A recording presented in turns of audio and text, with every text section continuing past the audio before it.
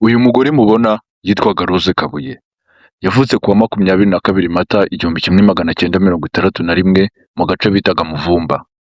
Ni umwe mu bakoloneli basezerewe mu gisirikare cy'u Rwanda, aho akiri umugore wa mbere wari ufite ipeti ryo hejuru mu ngabo z'igihugu. Ubu akora mu bikorera ku giti cyabo, aho ari umuyobozi muri kampani yitwa Virunga Logistics and Startech Limited. Yigeze no kuba umuyobozi w'umujyi wa Kigali. Yabaye kandi ushinzwe gutegura ingendo z'abayobozi bakuru b'igihugu.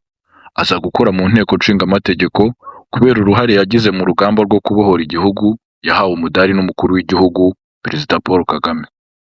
Ubuzima bwite, Rose Kabuye yakuriye kandi yiga muri Uganda. Yatangiye amahugurwa ya gisirikare mu mwaka w'1986. Arangije kwiga muri kaminuza ya Makerere, aho yabonye impamyabushobozi muri politike n'ubuyobozi. Yagiye mu ngabo za RPF, Rwandan Patriotic Front. Mu mwaka w'1980 aza no kuba umwe mu bayobozi muri izo ngabo, aho yabaye umwe mu bagize ibiganiro by'amahoro hagati ya RPF na guverinoma y'u Rwanda yahozeho. Uwo ni Rose Kabuye twarebaga.